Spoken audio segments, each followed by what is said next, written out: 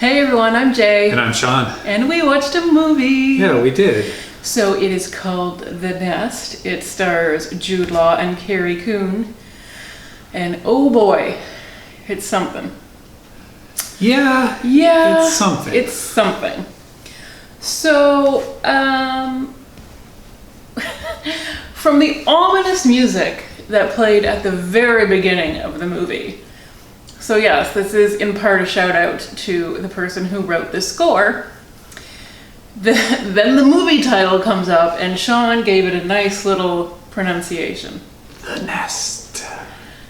It's scary. And I was like, don't do that to me, man. I'm already like feeling apprehensive about this movie.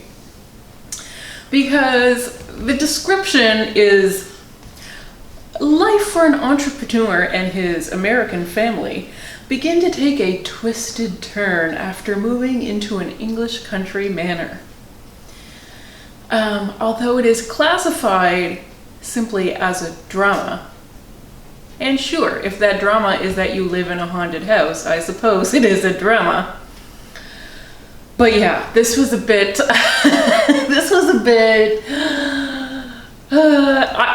me convincing myself I was scared before I was even scared. So Jude Law is a businessman in the 80s. Yes, he is. Reaganomics. Yes. So I feel like we've been talking about businessmen in the 80s a lot lately. I don't know if it's the Maxwell Lord phenomenon from Wonder Woman 1984, which we were talking about recently about our giveaway. So check that one out if you haven't entered yet. But he is a 1980s businessman, and it seems like he moved to America for the American dream, but he didn't find it there. No. Not that he wants to let his wife or kids know. That's right. So he and his wife share a son, Ben, played by Charlie Shotwell, and it seems like his wife brought her own daughter into the marriage, Sam, played by Oona Roche. So they've got 2 kids. They've got a nice house. The wife runs a stables. She does horse lessons out back. She loves to ride. They have a pretty cushy life. They do. And then one day her husband says, like, so there's been an opportunity. What do you say we move to London? Which is literally what he says. And she says something over my dead body-ish in that line of no thank you. Yeah.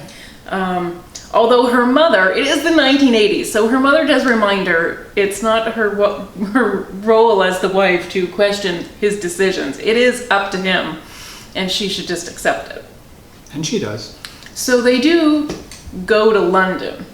But they do not move to London. They have moved to the English countryside. For some reason, he rents them a manor. It's huge. A huge, sprawling old estate. Old not necessarily being a flattering word here. No. Decrepit, crumbling, Seen better days. unlit. Yeah. Gosh, of course, is haunted. You should feel lucky it's haunted, because otherwise those rooms would be empty. But anyways, he rents them this manor. He's barely there because he's commuting into the city every day, working really hard. Although... not that hard. No, not that hard. He's really a businessman snake charmer, right? Like right. And maybe that was That's all business. the 80s. That's that business. It's all smoke and mirrors, Yes. and you just pretend you have something. And he does. He's always boasting about a life that we know he doesn't really have. And it's awkward because it's in front of his wife, who obviously knows they don't have it. She knows they only have 600 pounds in their bank account, but he's like talking about buying a summer home and getting in from the ground up. But he's talking a big game all the time. Yeah. And he's not just trying to like do great business deals for his office, but he's trying to make his office into a deal. He's trying to sell the company that does not belong to him. Yep. So he's quite a smooth talker. He's taking initiative. Yeah, well, I don't know if they had that word yet. I think that was still called insubordination back in the 80s. Unless it works and then he's a real go-getter. That's right. But yeah, so stuff starts to go wrong for the family.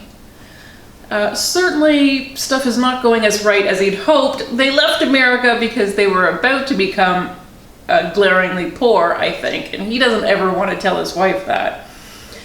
And now they've moved over to London, and things are not looking up in the way he predicted they would be skyrocketing up.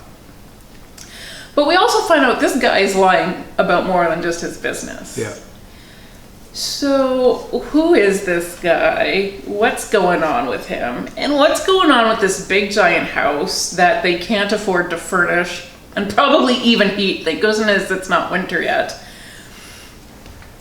His 2 kids are barely adjusting to life over there. His wife is struggling. They have to build her stables onto, again, a manor estate that they are only renting. So it's an option to buy. Sure, but also you still need money. Well, that's the problem. You know, and he's paid rent a year in advance. I don't know where he got that money. That seemed a little hokey. Anyways, stuff starts to go wrong, creepy wrong. The little boy is very afraid of the house, especially after dark. Which, yeah, no kidding. It is a creepy house. It is. You should be afraid. Who knows what's hiding in there? Yep. You'll be lucky if all you come across is a ghost or 2. And the horses are spooked, which spooks me. You know when dogs get spooked and you don't see what they're spooked at, and so your mind supplies lots of possibilities. It does. Well, when the horse is spooked, you know there's something The up. same thing. Yeah. Animals, they've got those instincts. Yes. And we should listen. Why don't we listen? Come on. Just get out. So get this on your horse and ride. Yes, that's right. This movie would have been a very different story had that happened. So writer-director Sean Durkin does this, and we haven't seen anything major from him since 2011's Martha, Marcy, May, Marlene. I struggle with that title. I have been practicing for 9 years, and look, I still can't do it. And that was a very critically acclaimed movie that almost nobody saw. Happens, yeah. I saw it. And I acclaimed it. Good for you. But, you know. Yep. Probably convinced very few other people to see it. Yeah. And even just with a tongue-tripping title like that, it's hard. Practically asking people to stay away. So this one is called The Nest. I love it, Sean. Yeah, we should just record that one thing and people can press it. So I guess that should really be voiceover the movie. Okay. Just to set. Well, you felt like the tone had already been set that way. I felt like the tone was set. It's true. That music was telling us something bad is coming. Yeah. But I think the interesting thing is, and yes, there are creepy things happening, unexplained things happening, but I think maybe this movie is not even so much about what is haunted or what is scary, but about the people you live with being the biggest threats, potentially. Yeah. And the secrets that you are keeping, and the life that you are pretending to have. So Carrie Coon is really the standout here as Rory's wife, Allison. So she does upend her life. She moves to this country estate that she never signed up for, never asked for, and is not living the life she really would choose for herself. And occasionally she has to get all dressed up and go out on these business dinners and nod along to the lies he's telling, which is tough for anyone. I've got to think. It's a hard thing to be in. Yeah. So it's kind of hilarious when she starts telling the truth. And the truth compared to what he's been saying is so outlandish sounding that they think she's the one who's lying. Like, she must be joking. So it is very jarring to have those two sitting next to each other and their husband and wife. and the different claims they're making about their life are so disparate. I mean, nobody knows what to even do with them. So it's super uncomfortable for the people they're having dinner with, of course, and for us watching. It's not a great business technique. No, it's not, because you are signaling to the other people that your husband is a liar. I like how that ends up biting him in the butt later that night. But yeah, I thought that was a particularly strong scene from her. The movie sort of plays with your expectations of what it's going to be and then what it actually delivers, and I kind of liked that it was a bit unexpected. It definitely uses the 80s as that ever symbol of greed and excess and people who would do almost anything to get where they wanted to be. And really, I mean, we've heard in the last like 10 years of, say, a guy on Craigslist who used a paperclip to eventually get a house. And I think those kinds of wheelers and dealers are really born in the 80s. Yeah. And still exist today when you think about the big banks selling subprime loans and then betting against them. Yeah, that's a very capitalist ideal. Yes. Yeah. Packaging them together in super sneaky ways. So you're really, these are not tangible things, really. You're talking what you could have into something else. And this guy is doing it. He's trying. He's trying, that's right. He's really mystified, too, when it doesn't work. I think it must have worked for him at some point. And I'm not really sure exactly the year. I don't know if we're getting out of the 80s now, but whatever used to work for him is not working so much anymore. Is it the house? Is there some mystical power? Or is it just his lies catching up with him? But he just got lucky once. Yeah, well, nobody told him. He thinks he is a masterclass in business. Yeah, he has to. And he can convince other people he is for a little while. Yeah. It's not a lie if you believe it, as George Costanza once said. Mm-hmm. Always, wives love to hear that from their husbands. Yeah, they do. Do you believe that? No. Oh! So it is a lie. No. Oh! It's just a joke.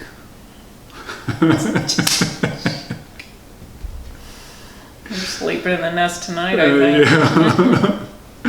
Way up. Yeah. So did you like this movie? Not really. Oh, okay. To be honest. You were honest, yeah. Yeah, it just did not grab me. Okay.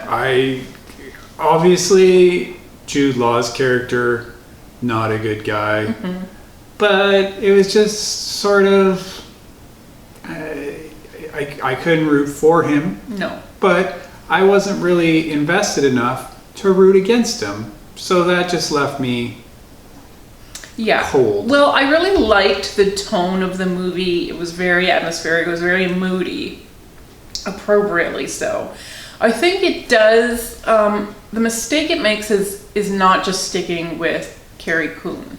I think if we were telling the story exclusively from her side of things, I think we would get the movie that we want out of this. But because we are kind of switching back to him, following him sometimes, and you're right, he's despicable, but not even like super interesting despicable, and we don't get to see enough like consequences or fun, the fun side of him being a despicable character, that I just wish we had stuck with her. So that we could have like the emotional payoff. Well, her perspective certainly is a more interesting one. Mm-hmm. That's absolutely true. Yeah. So that would have been a better choice. Mm-hmm. But I didn't dislike it. I thought there were solid performances and a great mood to the film. Yeah, I agree with that. I think the performances are good and it does keep you off balance, which I think is, I can see that being of interest. It was just really... It turned me off, I guess, before more than that drew me in. Okay. Fair enough. So I guess you'll have to decide for yourself. I Is this guess a you movie will. for you? If you want to give it a try, it's in theaters right now. You can check it out. It's called The Nest. Good luck and let us know. Thanks for watching, everyone. Bye.